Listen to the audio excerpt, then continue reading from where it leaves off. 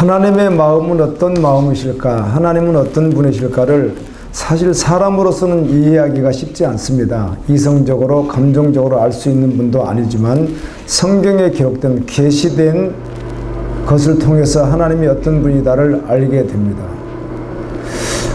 우리는 하나님의 한 면은 이렇게 부모가 자녀를 찾는 것과는 상상할 수도 없이 우리를 찾으시잖아요. 그분이 그 찾으시는 하나님의 사랑과 마음을 아들 내어주신 십자가로 증명되었는데요. 또 반대로 한다면 왜 구약 성경에 보면 그런 심판들도 있었을까? 그럼 하나님은 어떤 분이시지? 그런 성경은 이렇게 말합니다. 하나님은 선하시고 하나님은 거룩하시고 하나님은 사랑이신데 심판이 있었다면 우리는 다 할 수 없는 인간편에서 하나님의 심판받을 수밖에 없는 자리에 있었기 때문에 심판이 있었다고 말씀을 통해서 알게 됩니다. 엄마가 6살 애를 잃어버렸는데 얼마나 찾으려고 하겠어요. 제가 이 말씀을 준비하다가 동영상을 한번 보여줄까 그런 마음이 생겨서 유튜브를 통해서 한두 개 이렇게 보다가 눈물이 나더라고요. 저도 어제 어떤 부모는 4살 때 잃어버린 자녀를 찾기 위해서 집안의 모든 것을 다 정리하고 포토 하나 사가지고 1톤 트럭을 사가지고 옆에 좌우에다가 자녀를 찾습니다 붙이고는 전국을 돌아다닌 지가 14년 된 그런 가족도 있더라고요. 아무것도 못하는 거예요. 먹고 사는 것도 못하고 겨우 그냥 새끼 굶기도 하고 먹으면 이렇게 하면서 그냥 그 자식 찾겠다고 하는 그런 부모도 계시더라고요. 그런데 성경을 통해서 알 수 있는 것은 우리 하나님은 어떤 분이실까? 그런데 지금 우리가 영상을 통해서 볼 수 있는 거 다 우리 이해할 수 있죠. 그런데 하나님은 그보다도 훨씬 더 우리를 찾으신다고 하는 것이 성경 말씀입니다. 아멘. 잃어버린 자식을 찾는 것이 아니라 죄인을 찾으신다고 하거든요. 하나님을 배반하고 하나님과 원수되었던 자를 찾으신다고 성경은 말씀하거든요. 목사이지만 저는 사실 10여 년 전에는 성경을 많이 보아야 될 직분을 가지고 있음에도 불구하고 도리어 성경은 많이 보질 않았고요. 적당히 보는 수준 아니면 정말 조금 보는 수준이었고 여러 다양한 장르의 책들을 보았었습니다. 그래서 서점에 가는 것을 아주 좋아했고 그래도 종로 수도권에 있을 때 가면 내가 문화인 같고 그곳에서 몇 권의 책을 다양한 책을 사오면 뭔가 모르게 기쁨이 있고 목회자인데도 불구하고 정치, 경제, 문화 다양한 서적들을 사다가 끊임없이 읽어서 이달에 몇 권을 읽었지 그게 나의 어떤 목표처럼 여겨졌던 그런 시절들을 계속 살아왔었습니다. 그리고 아마 이번에도 그 책장 정리를 하면서 버린 책이 밖에 여러분 보셔서 그때 보셨겠지만 한 200여 권 버렸는데 지금까지 그렇게 버린 책도 수천 권도 넘을 거예요. 버렸다기보다는 읽었으니까 또 가지고 있을 필요도 없고 해가지고 정리하고 몇 차례 정리하는 가운데 내려놓은 책들도 있는데요. 저는 그렇게 해야 되는 줄 알았습니다. 목회자는 세상을 많이 알아야 설교도 잘할 수 있고 사람들을 잘 인도할 수 있다고 생각했던 적이 있습니다. 그러나 지금은 특별한 경우가 아니면은 책을 덮은 지가 10여 년이 됐습니다. 1년에 제가 보니까 고작 한 3, 4권 정도 이렇게 읽는 수준인 것 같아요. 또 이제 저는 직분이 목회자이니까 그러면 세상 돌아가는 책들을 많이 보지 않으면 설교를 할 수 없는 거 했더니 10여 년 해본 결과 전혀 그렇지가 않는 거예요. 아멘. 여러분은 여러분 전문 분야의 책을 읽을 수 있으면 다라도 읽으십시오. 100권이든 200권이든 여러분이 연구하는 그런 여러 분야 읽으셔야 됩니다. 의학이면 의학, 국문학이면 국문학, 사회학이면 사회학, 정치학이면 정치학 필요한 것들을 읽으십시오. 그런데 성경 많이 보시고요. 아멘. 근데 저는 목회자니까 그것을 많이 읽으면 설교를 잘할 줄 아는데 전혀 그거와는 상관이 없는 거예요. 그냥 하나님 말씀을 섞이지 않게 물타지 않고 그냥 전하면 주님께서 역사하신다는 것을 이제 너무 뼈저리 알고 있어서 저에게는 많은 책들이 그렇게 중요하지 않습니다. 어떤 목회자들은 책을 많이 보면 설교할 때 유익하다고 하는데 성경을 많이 봐야 되죠, 목회자가. 아멘. 끊임없이 수없이 봐도 정말 백독을 하고 더 한다고 해서 성경을 다 알 수 있는 것이 아니거든요. 그때그때마다 깊이 감추어진 보화와 같이 하나님께서 말씀하실 때가 있습니다. 아멘. 한 구절 한 구절이 생명이고, 우리가 역사 속에 주님이 쓰셨던 하나님의 사람들을 보게 되면 간혹 그들이 하는 말을 통해서 알 수 있는 것은 한 구절 성경이 자신의 삶을 어떻게 했다는 거죠? 송두리째 바꿔놨다고 하지 않습니까? 아멘이죠. 아멘. 네.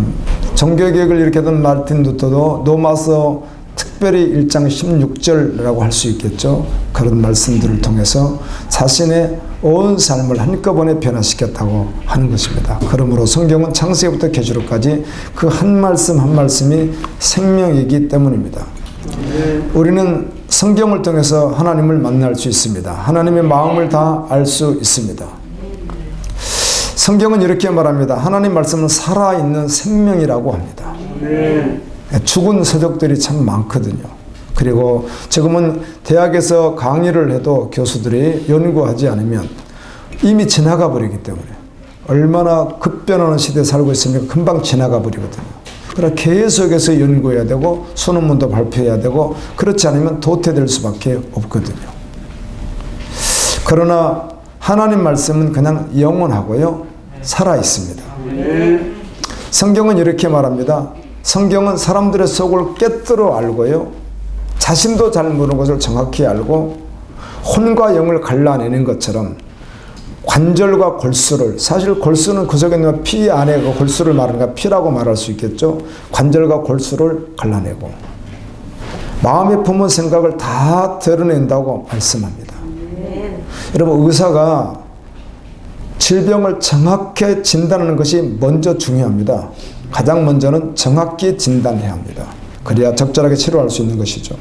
그런데 성경에 봤더니 하나님이 말씀을 통해서 우리를 정확하게 비추게 되면 우리 자신이 내가 어떤 존재인지 정확히 알 수 있다는 거예요. 내가 누구인지, 내가 어떤 병이 있는지, 내가 인생을 어떻게 살아왔는지, 내가 존재가 무엇인지를 정확히 알 수 있다는 것입니다. 그런데 그 발견하는 것은, 성경을 통해서 발견되는 것은 자신이 죄인이라고 하는 것입니다. 아멘. 하나님과 상관없이 내가 왜 태어났는지, 왜 사는지, 그냥 세상 사람들이 사는 방식대로 살다가 끝나는 것이 인생인가. 그런데 그 끝은 지옥이 있잖아요. 그런데 말씀을 통해서 자신을 완전히 자신의 존재를 알게 되면 병든 자신을 알게 되고, 병든 자아를 알게 되고, 그리고 하나님과는 원수됐다는 사실을 알게 되고, 그리고 소망이 없다는 사실을 알게 되는데, 하나님은 바로 그를 고치신다는 겁니다. 아멘. 아멘. 그에게 영원한 생명을 주신다는 것입니다. 아멘. 그로 하여금 정말 복된 삶이 되게 하신다는 것입니다. 아멘입니다. 또 모든 성경은 하나님의 성령으로 기록되었는데, 우리가 인생을 살아가는데 하나님을 아는데 교훈을 주고, 바르게 하지 못한 것은 바르게 하고, 그리고 온전하게 하고, 여러분 사람이 온전할 수 있겠습니까? 그런데 온전하게 하고 모든 선한 일을 행할 능력을 갖추게 한다는 것입니다. 서점에 가보았습니다. 뭐 어마어마한 책들이 있습니다, 지금은.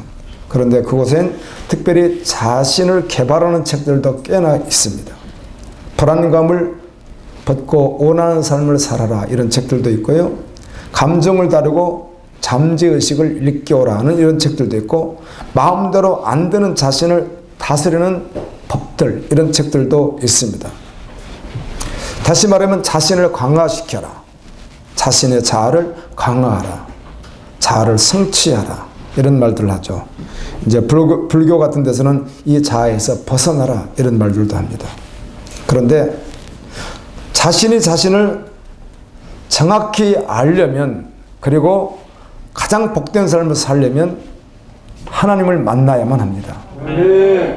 그런데 하나님을 만날 수 있는 길을 여러 다양한 방법 가운데 말씀으로 역사하십니다. 아멘입니다. 성경을 믿어야 합니다. 그리고 하나님을 믿어야 합니다. 성경은 인간에 대하여 이렇게 진단합니다. 모든 사람은 생명 자체에 죄가 들어와서 부패한 생명을 가지고 태어난다는 것입니다. 이미 엄마 뱃속에 잉태될 때 죄를 잉태했고 죄로 해서 죄로 태어난다는 것입니다. 그렇게 태어나서 평생 자기가 보고 사는 것들이 있습니다. 공부도 하고 사람들도 보고 살아가는데 듣고 경험하고 학습을 합니다. 그런데 이것이 곧 잘못된 자아인식으로만 발전한다는 것입니다. 자신은 사실 누구인지도 모른 채로 병든 자아로 형성이 되어서 그가 잘 살든 못 살든 세상에 봤을 땐 가졌든 못 가졌든 배웠든 못 배웠든 상관없이 세상에선 다양하게 사람들을 말합니다. 이 사람은 예를 들어 직분에 따라서 불러주는 것들이 다 각각 따라서 어마어마하게 다양하지 않습니까? 그런데 성경은 딱 두 가지로 사람을 말합니다. 하나는 예수 그리스도를 영접하고 하나님의 자녀가 되어 천국을 향해서 걸어가는 하나님의 자녀라고 말하고, 또 하나는 그가 누구이든 전혀 상관없이, 또 하나는 하나님과는 상관없이 에베소에 보게 되면 하늘나라 사람도 아니고 하나님의 가족도 아닌 채로 여전히 사단의 종 되어서 이 땅에서 주는 것을 보고 살아가다가 마지막에 갈 곳이 어디라는 겁니까? 영원히 꺼지지 않는 불이라는 것입니다. 여러분, 성경이거든요. 여러분, 성경을 믿으세요? 아멘. 성경에 기록된 말씀들이 의학이나 과학을 통해서 밝혀지는 것들이 참 많습니다. 우리는 목회자로서 이렇게 담대하게 말합니다. 여러분이 알고 있어서 스탈린은 수염 달린 자를 끌어내리겠다. 즉 예수 그리스도가 하나님의 수염 달렸다고 느끼고 그런 게 아니겠습니까? 니체, 독일의 철학자였던 니체 같은 사람, 신은 죽었다, 이런 말들을 하고 병들어서 그가 죽더라고요. 그런데 성경에서 우리 인간을 말할 땐 마지막 지옥에 간다고 말하는데 참 놀랍게도요, 그걸 어떻게 의사들이 그걸 검증하는지는 잘 모르겠습니다만은 사람 인생을 살아갈 때 그냥 이렇게 가장 고통스러운 아픔, 병, 이걸 말할 때 무엇이 가장 고통스럽겠는가, 이런 것입니다. 암, 또 암 부위에 따라서 고통도 다르다고 해요. 암, 또 교통사고로 죽어갈 때 고통들, 물에 빠져서 죽을 때 고통들, 그건 의사들이 그렇게 말은 하는지 잘 모르겠지만은 수많은 그런 고통들이 있다는 거죠. 손톱을 빼는 고통들, 뼈가 골절된 고통들, 이런 많은 고통들 가운데요, 제일 아픈 고통이 화상이랍니다. 화상이요. 그건 왜 그렇게 말하는지를 모르겠습니다. 그러나 불에 댄 것이 가장 고통스럽다고 의사들이 하는 말입니다. 그거를. 그런데 놀랍지 않습니까? 지옥이 어떤 곳이에요? 불이 있다는 것입니다. 저는 문명이 발달할수록 종교는 없어질 거다. 앞으로도 그 미래학자들이 끊임없이 예측을 하지 않습니까? 10년 후, 20년 후, 50년 후 계속 예측을 하는 가운데 어떤 직업은 없어질 것이고 어떤 것들은 새롭게 일어날 것이고, 그래서 우리가 영화 같은 데 보게 되면 미래를 예측했던 것들이 굉장히 맞는 것들이 얼마나 많습니까? 로봇도 이런 거 다 나오지 않습니까? 지금은. 그런데요, 결코 없어질 수 없는 것이 있습니다. 그게 뭘까요? 사랑과의 관계. 이런 것들은 없어지지 않아요. 종교는 없어질 수가 없습니다.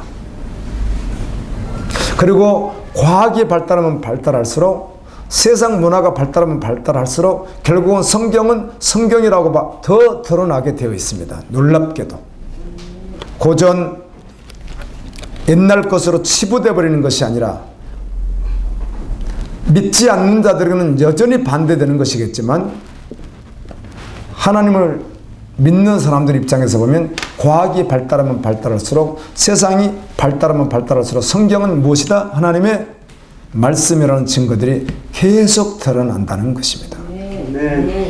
사람의 뼈가요, 계속 자라는 게 있답니다. 신기하게. 놀랍게도요, 갈비뼈는요 자란대요. 신기하죠. 갈비뼈는 자란대요. 그 다음에 죽을 때까지 자라는 뼈가 혹시 있다면 견미하겠지만 여기 뼈가 자란대요. 그래서 노인들이 눈은 들어가고 이게 튀어나오는 이유가 이렇게 자란대요. 하나님께서 갈비뼈로 하와를 만들었다고 하니까 그러면 남자들은 갈비뼈가 24개가 아니라 23개가 아닌데 몇 개예요? 24개입니다.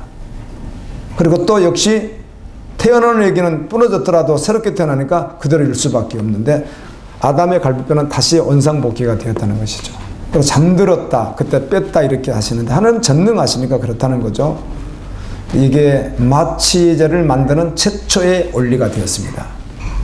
불란스의 의사였던 1800년에 장로였던 그분이 외과 수술, 우리나라는 당시에 한 방밖에 없었지만 외과 수술을 해야 되는데 얼마나 아픕니까? 칼로 째서 고름을 짜내야 되고 수술을 해야 되는데 외과 수술하면 마취가 없으니까 그걸 고스란히 몸으로 견뎌야 되는 것들 때문에 까무라지고 하잖아요. 그래서 이분이 그렇게 고민을 많이 했대요. 그러다가 성경을 보는 가운데 창세기를 읽는 가운데 하나님께서 어떻게 했더라? 아담이 잠들었는데 갈비뼈를 빼냈더라. 이걸 보고 하나님 감사합니다 하고 시작했던 것이 마취제인데 처음에 마취제를 만드는 사람들이 다 반대했다고 그래요. 어떻게 사람이 깨어나겠는가?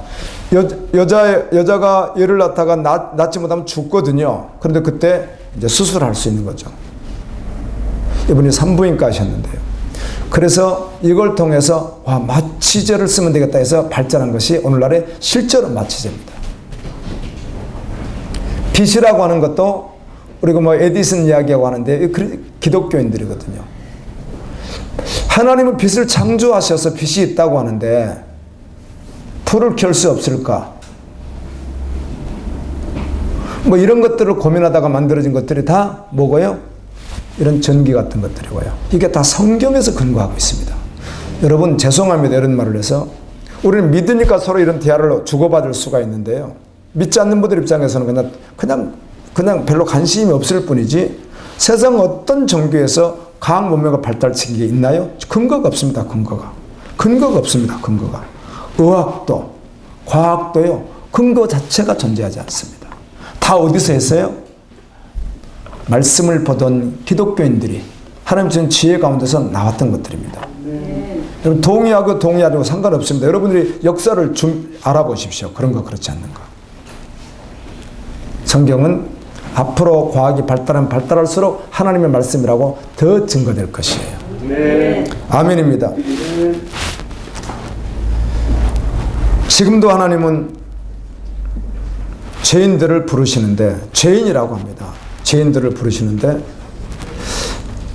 요한복음 3장 16절을 통해서 하나님이 증거하시죠. 하나님의 세상을 이처럼 사랑하사 독생자를 주셨으니 이는 저를 믿는 자마다 멸망하지 않고 영생을 얻게 하려 하시니라. 여러분 자녀들을 귀하죠. 여러분 자녀를 이웃집 10사람을 살릴 수 있는 내 생때같이 살아있는 자녀를 그가 5살이든 10살이든 20살이든 30살이든 그 자녀가 있는데 이웃집 사람들이 10사람이 눈이 필요하고 콩팥이 신장이 필요하고 또 간이 필요하고 심장이 필요하고 이렇게 해서 이식을 내주면 이 사람들이 다 새로운 사람이 될 수 있고 죽을 사람이 살아날 수 있다면 여러분 자녀를 해부해서 줄 부모는 존재하지 않습니다. 여러분. 그런 말을 들어본 적도 없습니다. 간혹 부모를 위해서 신장 떼줬단 말은 들어봤지만 가족을 위해서나 그런 이야기는 들어봤어도 내가 죽어서 해부해서 내가 그냥 죽어서 여기서 그냥 죽어서 그 주변에 10사람을 살릴 사람은 세상에 있다는 말을 들어본 적이 없습니다.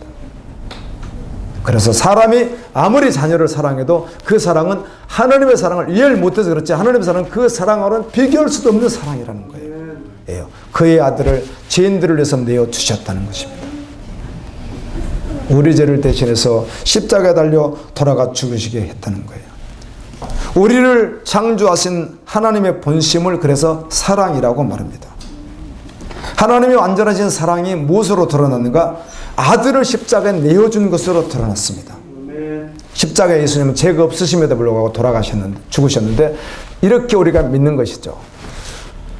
지옥 갈 수밖에 없는 죄인인 우리를 영원한 생명을 주시기 위하여 주님이 십자가에 달리셨을 때 여러분의 이름표를 이렇게 달고 예수님이 죽으신 거예요. 여기다 구광택 이렇게 예수님이 쓰시고 나 대신 누가 죽으시니까 예수 그리스도가 여러분의 이름표를 달고 예수님이 죽으셨다는 겁니다. 여러분의 이름표를. 밑에서 예수님의 그 마음을 모르고 조롱하고 비난하고 옆구리에 창을 찌르고 너가 하나님 내려보라고 하는 자들도 있었음에도 불구하고 그들을 향해서 주님 뭐라고 하죠? 아버지요, 저들의 죄를 용서해 주십시오. 저들이 몰라서 저렇게 하고 있습니다. 저들마저도 구원해 달라고 마지막 운명 직전에 기도하셨던 분이 누굽니까? 예수 그리스도예요. 사람들은 보고 익숙한 학습된 모습으로 자기가 자기인 줄 알고 있는데 사실은 자기가 자신을 모를 뿐만 아니라 이것을 병든 자아라고 하는 것이에요. 이 세상 떠날 때까지 병든 자아를 가지고 병든 모습으로 살아가는 거예요, 사람들이. 그리고 병든 모습으로 자기가 원하는 것을 하고, 사람들이 볼 때는 우리 겸이가 옆에 있으면, 아빠가 겸이 손을 잡고 있으면 못된 짓을 잘 못합니다. 그 어떤 것도 영상 하나도 함부로 볼 수가 없습니다. 그게 사람입니다. 그런데 아무도 없으면, 그때나 아무도 없으면요, 사람들은 죄 지을 수 있습니다. 그런가요? 그렇습니다. 이게 병든 자아가 그렇습니다. 평소에는 거리관 척하다가 상황과 조건만 딱 주어지면 욕심이 나게 되고 자신이 주인 되고 이기적이 되고 죄를 범하게 되는 것이 인간이에요. 그래서 전체적으로 병들어 있어서 그러는 거예요. 이 병든 인간은 이 땅에서 그 병든 모습으로 살다가 병든 모습을 가지고 세상을 취하고 병든 모습을 가지고 명예를 취하고 병든 모습을 뭔가 가지고 있다가 또 가지고 있지 않다가 이 땅을 떠나게 되고 그러면 마지막엔 지옥에 가게 되는 거예요. 성경은 말씀을 통해서 우리가 어떤 병든 존재라는 사실을 정확하게 말씀해 주는 거예요. 그때 소망이 없는 거예요. 아, 끝났구나, 소망이 없구나. 바로 그때 주님께서 우리를 어떻게 해요? 살리시고 고치시고 구원하신다고 말씀하는 거예요. 이것을 복음이라고 하는 것입니다. 복음이라는 말이 헬라어로는 유앙겔리온, 영어로 번역할 때는 굿뉴스 이렇게 번역하는데요, 기쁜 소식인데 최고의 기쁜 소식이라는 것입니다. 아멘. 모든 사람에게, 병든 사람에게도 실패한 사람에게도 가진 자 못 가진 자 배운 자 못 배운 자 상관없이 모든 사람에게 이 소식은 기쁜 소식이 된다는 거예요. 그래서 복음이라고 번역을 했습니다.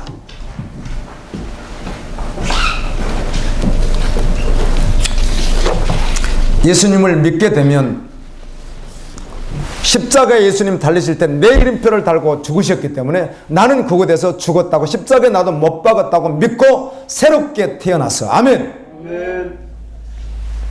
하나님의 처음 창조하셨던 원형, 하나님의 닮은 그런 모든 가치관을 변화시켜서 살아가게 하십니다. 그렇게 하면 행복한 사람인 것입니다. 그리고 이 땅에 살다가 영원히 어디 가는 거죠? 천국에 가게 됩니다. 오늘 우리는 말씀을 통하여 하나님께 돌아갈 수 있기를 원합니다. 마태복음 9장 10절에 13절 보면 이런 내용이 나와 있습니다. 마태라고 하는 사람, 네이라고 했죠. 이 사람은 세간원이었습니다. 세간원, 갈릴리라고 하는 그 가버나움 지역에서 오늘날로 말하면 세무서 직원이죠. 그렇게 세무를 보고 있는데 예수님이 그 앞에 가서 그에게 이렇게 말합니다. 너는 나를 따르라 이렇게 말했더니 그걸 내려놓고 예수님을 따르게 되었습니다. 그래서 당시 사람들은 세리를 죄인 취급했습니다. 이 세리들이 부정 이렇게 많은 세금을 거둬들여서 자기 이권을 취하고 이런 시대이기 때문에 사람들이 다 죄인이라고 생각했어요.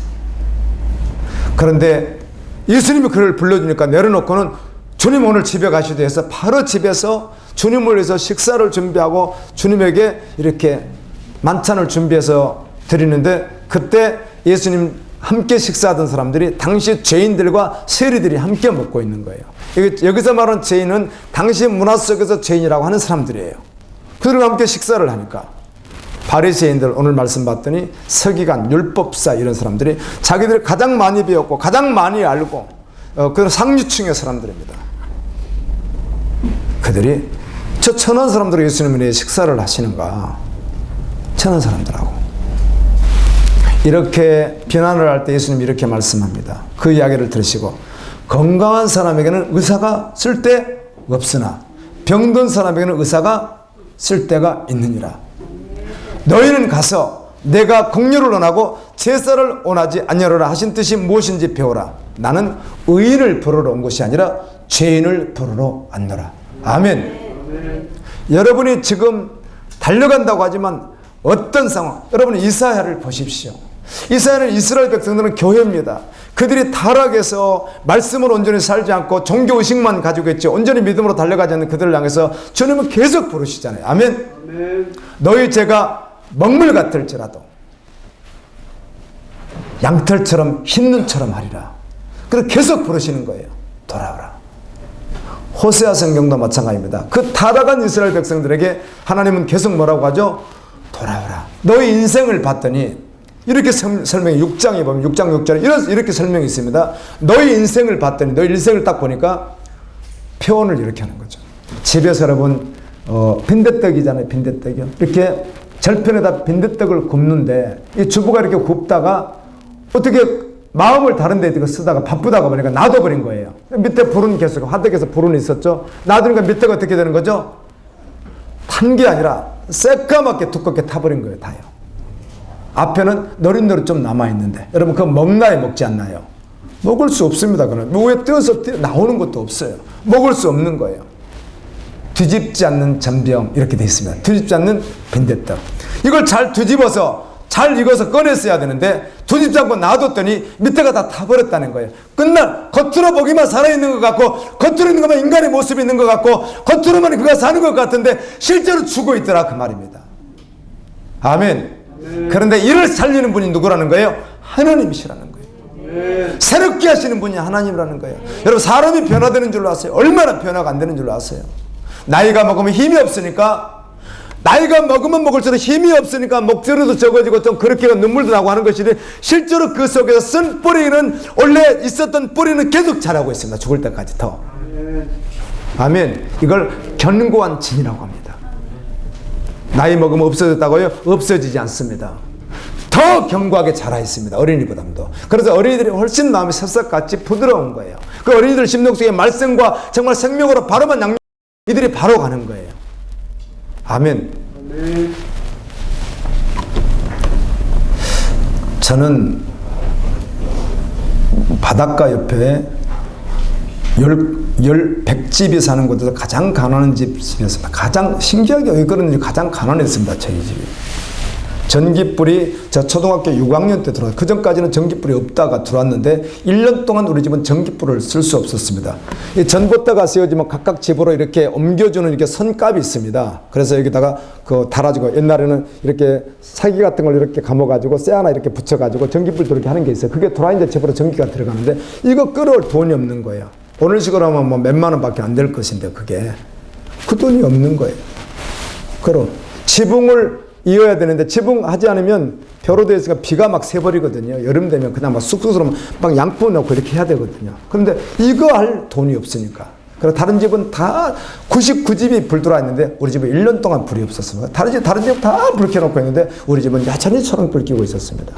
이렇게 가난한 집이었어요. 그리고 우리 어머니 아버지가 너무 가난하니까 굿도 하고요. 왜 굿을 그렇게 가난해도 했는지 몰라요. 귀신 들렸다 하고 귀신 역사한다고 해가지고 무당들은 굿하고 절에 갔다 왔다 갔다 하고 우리 집이 그랬어요. 어려서 저는 그 모습으로 살았어요. 초등학교 졸업하고 중학교 갈 돈이 없어서 가질 않았어요. 그리고 모슴살이 1년 했어요. 저 나이에 모슴살이 한 사람이 별로 찾기 어렵더라고요. 1년을 모슴살을 했어요. 그렇게 하고 14살에 내가 서울 가서 출세해야 되겠다 생각하고 가방 하나 들고 광주 왔다가 광주에서 서울로 와서 을지로 장춘항공원 밑에서 공장생활 염색공 양재물 맡아가면서 그 일을 계속 하다가 그런 일만 계속 그냥 가장 힘들고 그런 냄새나는 그런 일을 하다가 25에 제가 예수님을 믿게 된 거예요. 아멘. 믿기 전에는 뭐 소망은 없죠. 어떻게 내가 살았을지는 모르겠습니다. 그렇게 해서 내가 어떻게 해서 돈을 벌어 그건 저는 잘 모르겠어요. 그러나 예수님을 만나고 나 제 삶은 바뀌었습니다. 사람이 바뀌지 않습니다. 바뀌는 줄 아세요? 바뀐 것 같이 보일 뿐이지 존재가 바뀌지 않는데 우리를 바꿀 수 있는 분은 우리를 만드신 하나님밖에는 없습니다. 아멘. 그분만 우리를 바꿀 수 있습니다. 그럼 그분이 저를 바꿔주셨습니다. 25 이전까지 담배는 조금 피우고 술은 많이 마셨습니다. 젊은 나이에. 우리 아버지가 술로 돌아가셨는데 56세 술로. 아침에 일어나면 해장술을 안 하면 안 되니까 해장술인 줄 알고 자고 일어나가지고 옛날에는 석유를 이렇게 이 병에다가 꼭 소주병처럼 넣어놓거든요. 석유를 등잔불에 넣기 위해서. 모르고 마셔가지고요. 우리 아버지는 기름을 아침 해장술로 기름 마신 분으로 마을 사람이 다 알았어요. 우리 어머니 고생시키고 술 사오라고 돈이 없으니까 보리 요만큼 주고 나한테 사오라고 그래요. 그래서 죄송합니다. 근데 그때 얼마나 마음이 어려운지 4학년, 5학년 때만 해도요. 그래가지고 옛날에 아버지에게 대항할 수 있잖아요. 그래가지고 이걸 주전자를 딱 던져버리고 술 안 받아요. 그러면 낚아주고 나 죽인다고 뭐 쫓아오면 내가 도망가고. 이게 다 기억나요. 지금도. 우리 아버지가 그러셨던 분이에요. 제가 모슴살이에서 저는 1년간 세경 안 받고 싶습니다. 매달 주세요. 그랬어요. 원래 매달 주지 않거든요. 저는 매달 그때 700원씩 받았어요. 700원. 매달 주세요. 저는 1년간 너무 지루합니다. 그래서 매달 700원을 주면 아버지가 이미 가서 그걸로 술 마셔가지고 다 달아놨어요. 마을에다가. 전방에다가. 전방이라고 했거든요. 그러면 그 700원 갖다가 술값 갚는 거예요. 아무런 소망이 없어요. 그래서 내가 술은 마시지 않겠다고 수천 번 제가 다짐을 했는데요. 여러분 놀라지 마십시오. 제가 이 나이 먹도록 살면서 모든 사람은 어떻게 알겠습니까? 그러나 제가 만난 사람도 꽤나 될 것이에요. 여기 와서도 10여 년 동안 만난 분들이 계세요. 주위 분들도 계시고 교회 왔다 갔다 하셨던 분들도 있고 다 있는데요. 놀랍게도요. 반드시는 말할 수 없겠지만 부모가 가진 질병도 자녀에게 가져 유전이죠. 부모가 가진 생각도 자녀에게 가고요. 부모가 했던 행동도 자녀에게 가는 거 아세요? 가는 경우 많습니다. 꼭 특별하다고요? 대부분 그렇게 비슷하더라고요. 닮을 수밖에 없거든요. 우리 어머니 그렇게 놀랐답니다. 우리 저 큰아들 하나 믿고 살아야 되는데 저 아들이 자기 남편 닮으면 어떡하겠냐는 거죠. 남편이 죽었는데 어머니가 정말 춤을 췄지 실제로 울지 않았습니다. 정말 물어봤더니 절대로 눈물이 안 나오는데 감사하답니다. 그럴 수 있거든요. 얼마나 지긋지긋하게 하셨으면 그렇겠어요. 근데 그것 지금 어른 돼서 보니까 우리 엄마 마음이 정말 맞았어요. 그 말 맞아요. 진짜 맞는 말을 한 거예요. 어머니가. 딱 돌아가시는데 너무 기뻤답니다. 아버지가 살아있는 한은 자기 인생을 살아갈 수가 없으니까. 그 말이 지금 어른 돼서 생각해 보니까 어머니 말은 진실이었어요. 그 정도였어요. 그래서 제가 술을 안 먹겠다고 했는데요. 이상하게 18살 때까지 술을 먹지 않는데 검은 심장에다 돈을 막 모았어요. 직장에서. 안 썼어요. 제가 지독하게요. 안 썼다네. 그 집에 갖다 줬더니 우리 부모님이 관리를 못하니까 다 없애버렸어요. 그 돈을 갖다가. 관리를 못하니까. 가난하니까. 14살, 15살 공장 다녀서 그걸 안 쓰고 껌도 안 씹고 과자도 안 먹고 아무것도 먹지 않고 그냥 벌어서 갖다 드렸는데 다 없애버렸어요. 어린 시절이요. 그래서 20살 딱 되던 해부터 술을 한 잔씩 먹기 시작하는 너무 놀랍죠. 그 나중에는요. 대병으로 반병씩 마셔버리는 거예요. 이렇게 큰 병입니다. 조그만 거 말고 큰 거 이거예요. 이걸 반병씩 마셔버리는 거예요. 그 자리에서 바로 마셔버리는 거예요. 입에다 대고. 자, 그렇게 마시는데 사단이 귀신이 살아있기 때문에 반드시 역사를 합니다. 그런 질병, 그 다음에 환경, 생각 모든 것을 사단이 어떻게 한다고요? 유전 버리듯이 자녀에게 끌고 가는 역사가 있단 말이에요. 이걸 누가 끊어요? 못 끊어요. 하나님이 끊으세요. 완전히. 그런데 25, 4월 13일 날을 잊어버리지 않습니다. 25, 4월 13일 날 내가 처음에 한빛교회라는 인천에 있던 교회를 처음 발을 디딘 거예요, 제가. 그리고 그 디디고 그 다음 주에 한 번 안 가고 지금까지 온 것이 여기까지 온 거예요. 그리고 그 후로 갔다가 그 4월 달 마지막쯤 됐을 때 내가 평생 주님을 믿어야 되겠다 마음을 먹고 그때 술을 끊고 담배를 끊은 것이 그때 안 먹은 지금까지 안 먹고 있는 거예요, 제가요. 그때. 하나님을 믿고 믿음으로 사는데 저 어떻든 우리 누님, 우리 남동생, 여동생 이렇게 넷이가 식구인데 우리 매형이라는 분은 그냥 쳐다봐도 술 드신 분처럼 생겼어요. 평소에 봐도 술을 안 드셔도 그렇게 생기셨는데 제가 전도했습니다. 그분이 암 걸려서 조선대병원에 입원해 있을 때 매형 예수 믿어야 됩니다. 오래전 이야기도 20여 년 이야기죠. 그래서 어떻든 교회 다녀요. 두 분 다. 권사님 되고 술을 먹지 않아요. 어쨌든 우리 막내 동생은 목사님하고 결혼하니까 술 먹지 않아요. 우리 남동생은 인천인데 술 먹지 않아서 우리 구씨 가족 모으면 지금도 술 먹고 다 건들건들하는데 우리 넷이만 다 양보 있고 이렇게 다 있어요. 제가 최초로 예수를 믿은 거예요, 제가. 그래서 가족이 술을 먹지 않아요. 자녀가 둘 있지만 어떻든 술, 담배를 하질 않아요. 오해하지 마십시오. 바뀌었어요, 완전히. 아멘. 어떻게 하면 거룩한 삶을 살 것인가? 어떻게 하면 아름답게 살 것인가? 어떻게 하면 주님 나라를 위해서 살 것인가? 어떻게 하면 사람답게 살 것인가? 그게 우리 목표가 있단 말이에요. 아멘. 어떻게 하면 건강하게 살 것인가? 어떻게 하면 행복한 가정을 이룰 것인가? 그래서 믿음의 사람들은 자녀, 가족, 결혼 막 기도하고 그러잖아요. 하나님. 그래서 우리 집에 수치로프를 만들어서 누가 만들어서 이렇게 그림을 하나 이렇게 아주 색칠을 하나 해줬는데 수치로풀로 만들어서 색칠을 해준 게 우리 집에 가면 고구 하나, 액자 고구 하나 걸려 있어요. 그게 뭐냐면 신앙의 명문 가정이 되자. 여러분 명문이라는 말을 쓰려면 이런 것입니다. 돈 많다고 명문이라고 하지 않습니다. 뭐 회장이면 모르겠습니다. 근데 가족이 다 교수든지 몇 사람이 다 의사든지 막 그러면 뭐 변호사도 이렇게 사자 붙은 가운데 좀 레벨이 있으면 이런 사람을 갖다가 명문 가정이라는 말을 쓸 수가 있는 거예요. 그럼 나는 아니네요. 예, 신앙의 명문 가정. 아멘. 하나님을 믿는 명문 가정보다 더 행복한 세상이 있을까요? 더 행복한 사람들이 있을까요? 존재할까요? 그렇지 않습니다. 기쁨의 근거가 하늘나라고 예수님이고, 아멘. 신앙의 명문 가정보다 더 행복한 가정이 어디에 있겠습니까? 부부 사이를 조율해 주시는 분은 하나님이 계시고, 자녀 사이를 조율해 주시면서 함께하게 계시는 분이 하나님이 계시고, 여러분 사람은 살다 보면 갈등이 있습니다. 부부의 갈등이면 제가 우리 청년들에게 늘 말하죠. 여러분 세상 결혼 생활을 더도 뭐 보지 말고 그냥 자기 부모 봐라. 자기 부모 얼마나 부부 생활이 쉽지 않는가. 그런 이야기 해주죠. 다른 거 보지 말고 그냥 자기 부모 봐라. 그럼 얼마나, 내가 여기 보니까 다 그 집안 다 알잖아요, 여러분들. 오늘 2부에 예배 드리시는 여러분들 가정을. 여러분 부모 보십시오. 그 부모 보고 우리 결혼 생활을 생각하면 되는 거예요. 뭐 대단한 무슨 뭐 행복이 있을 거라고 착각하지 마세요. 어려워요. 그런데 그리스도 안에 있으면, 아멘. 함께 주님을 섬기면 주님 역사하심이 있다는 것이죠. 오직 주님만이 소망이고 주님만이 행복의 근거가 되십니다. 예수님은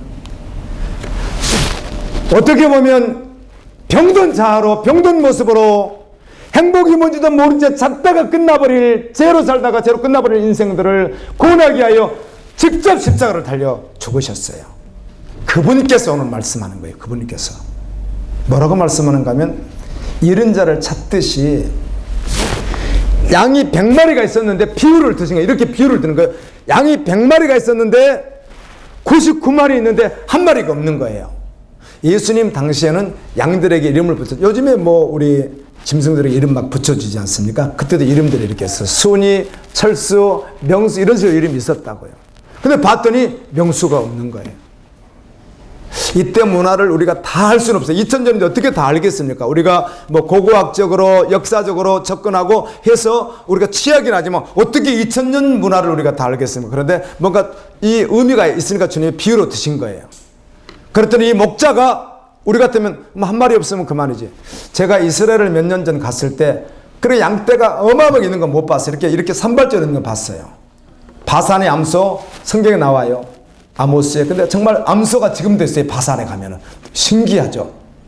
예. 800년 전에 기록한 바산의 암소라는 말이요. 지금도 암소를 키워요.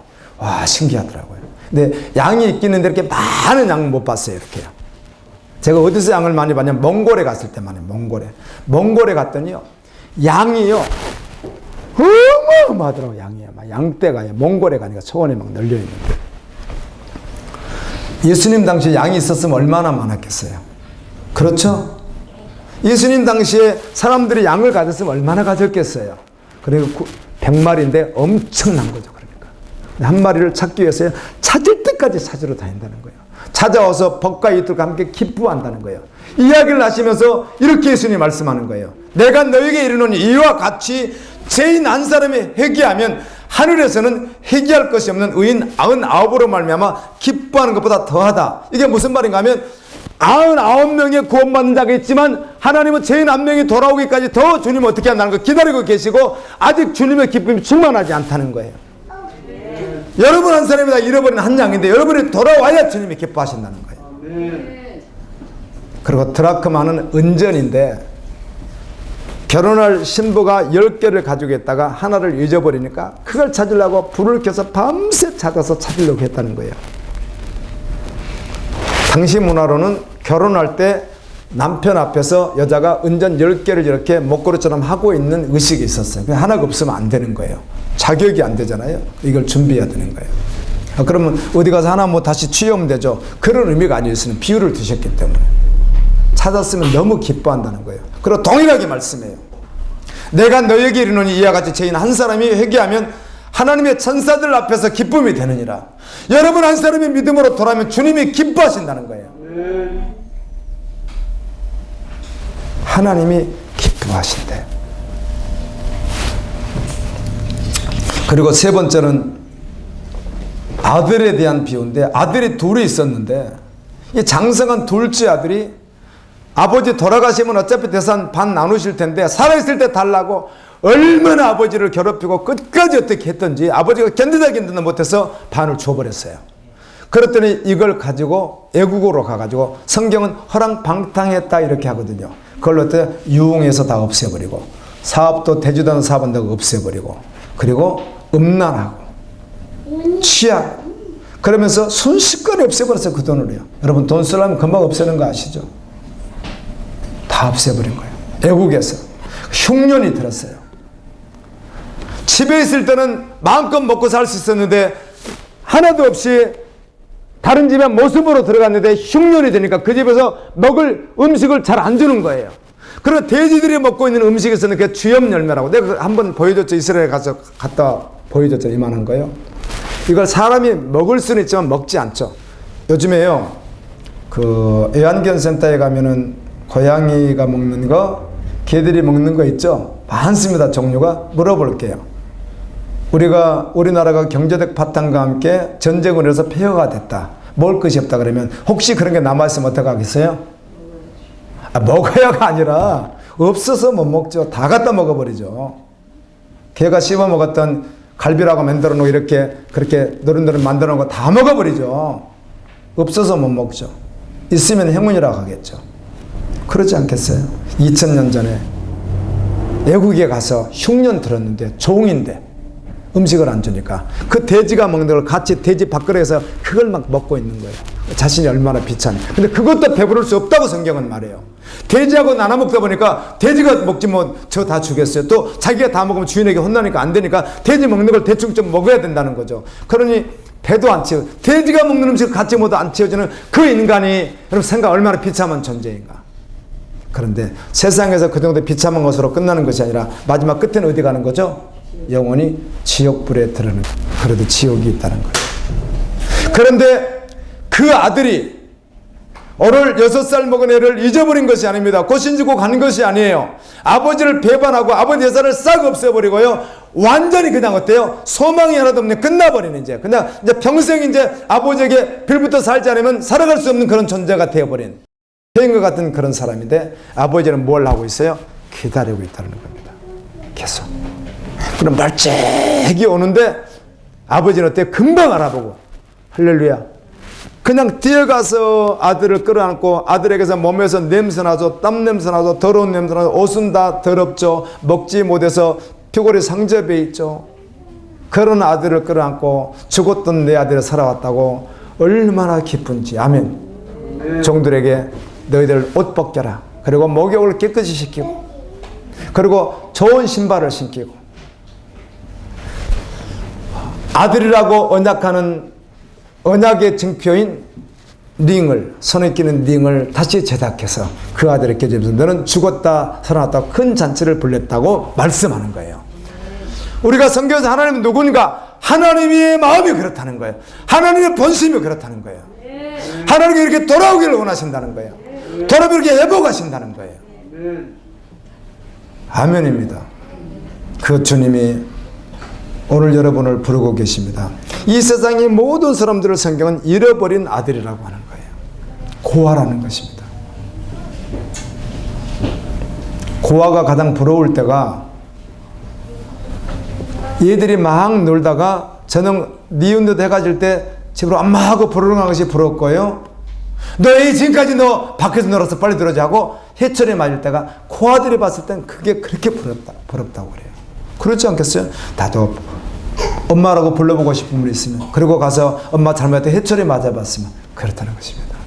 이 세상에 살아가는 예수를 모르는 모든 사람들이 그와 같이 고하라는 거예요. 그런데 하나님 아버지가 기다리고 계십니다. 찾으십니다. 부모가 어릴 때 헤어진 자녀를 끝까지 찾아내듯이 하나님은 나와 여러분을 그렇게 찾으신다고 말씀합니다. 아멘. 이 말씀 들려드릴까요? 히브리서 4장 7절은 이렇게 말씀을 해요. 오늘 너희가 그날이라고 하는 오늘 2021년 2월 28일 지금 시간이 12시 36분입니다. 지금 오늘하고는 이때 내 음성을 듣거든 주의 종을 통해서 말씀을 통해서 돌아오라고 기다린다고 말씀하시는 그 음성을 들을 때 너희 마음을 완고하게 하지 말라. 너희 교만하지 말라. 목을 곧게 하지 말라. 그게 무슨 말인가? 믿지 않는 마음을 갖지 말라는 겁니다. 아멘. 돌아오라. 그럼 내가 너희에게 영원한 무엇을 주겠다? 안식을 주겠다. 안식. 여러분 안식하고 싶잖아요. 그렇죠? 안식. 죽어야 안식이라고요. 죽으면 영원한 두 나라가 있어요. 천국과 지옥이요. 이 땅에서 주님이 여러분의 마음속에 안식을 주신다는 것입니다. 말씀을 맺을게요. 제가 예수님 믿기 전엔 25가지 지금 말했잖아요. 공장도 없었지만 염색공 그 냄새나고 더럽고 옷이 너덜너덜하고 먼지 묻어있고 끝나면은 이게 양잿물로는 안 씻겨요. 이게 몸에 이게 손발이 안 씻기니까 비료하고 양잿물하고 몇 가지 저조해가지고 해놓고 손을 딱 담그면 살이 까지면서 벗겨나가는. 안 그러면 더러워서 다닐 수가 없어요. 그렇게 다니니까 인생이 기쁘지 않는 거예요. 집에 가면 자녀들이 있었습니다. 일찍 낳았으니까. 아내가 있지만 기쁘지 않는 거예요. 잠시지. 마음속이 항상 허전하고 마음속이 항상 채워지지도 않는 거예요. 나는 평생 못 배우고 이렇게 살다가 나는 이렇게 가난하게 살다가 이렇게 살아야 되나. 우리 애들 인생 보면 불쌍하고 내가 잘 모르니까 어리니까 얘들도 아빠도 변변치 않고 못 배우고 가난하고 돈 없고 월세 3만 원짜리 10만 원에 3만 원짜리 살면 연탄 피우다가 연탄 가스 맡다가 사모님 병원에 가고 막 그런 시절들을 보내는 가운데 야 우리 아들들 소망이 없는데 그러면 안 기쁜 거예요. 뭐 앞으로 클 때 어떻게 될지도 모르면서 그때 상황은 제 마음이 그렇다는 거예요. 애들이 앞으로 어떻게 될까 하나도 안 기쁜 거예요. 그러니까 속에 뭐가 있겠어요? 사회에 대한 불만이 있을 수밖에 요 아름답지 않는 거예요. 마음이. 그래서 화날 일 있으면 화가 나게 되고 싸울 일 있으면 싸우게 되는 거예요. 참아지는 것이 아니라 속에 항상 화 같은 것이 있으니까 그 어린 나이지만 그런 나를 하나님께서 바꿔주셨어요. 예수님 만나니까 온 천지가 환해지더라고요. 집에 예수 믿고 집에 가면 똑같이 10만 원에 3만 원짜리 월세 하여튼 지하만 우리는 계속 살다가 여기 와서 지상으로 올라왔습니다. 2층. 갈보리교수도 지하 또 지하에서 옛날에요. 이렇게 지하 반지하인데요. 여름에 비가 오잖아요. 진짜로요. 물이 바로 올라오니까요. 주인이 하다 못하니까 어떻게 방을 해줬느냐. 요렇게 줬어요. 방을요. 요렇게 만들어줬어요. 그럼 이게 보이라고. 물. 좀 내려가라고. 그렇게 살았어요. 그런 시절들을 보냈어요. 행복하지 않겠죠. 그런데 예수 그리스도 안에 있으니까 아멘. 소망이 생기는 거예요. 하나님이 나의 아버지시니 나를 주께서 완전한 조치로 인도하실 줄로 믿습니다. 그리고 소망이 생기고 기쁨이 생기고 그리고 그때부터 세상 말은 아니지만 정말 긍정적으로 적극적으로 사람이 더 살게 되는 거예요. 하나님이 함께 하시니까 파괴적인 마음이 없는 거예요. 속에. 에이 안 되면 뭐 져서버리지 이런 마음이 없는 거예요. 언제나 건설하고 언제나 세우는 마음이 심령 속에 찾아오는 거예요. 그리고 그렇게 한 걸음 한 걸음 걸어온 게 오늘까지 걸어왔어요. 저는 목회를 늦게 했습니다. 제가 일찍 했다면 20년은 빨리 했어야 되거든요. 그런데 가장 한국교회가 어려울 때 계속해서 한국교회가 어려움으로 직면할 때 저는 나이 많아서 10년도 훨씬 늦게 대학을 들어갔고 목회 안수도 훨씬 늦게 받고 그래서 저는 목회 초년생이에요. 사실은 나이만 있지. 제가 젊어서 바로 했더라면 지금 아주 오랫동안 목회한 사람이 되는 거거든요. 그런데 지금까지 걸어온 것도 주님이 하신 것이고 너무 감사하고 기쁘게 주님 오실 때까지 믿음으로 걸어갑니다. 아멘. 우리 주님 앞에 다 돌아갈 수 있기를 예수님 이름으로 축원합니다.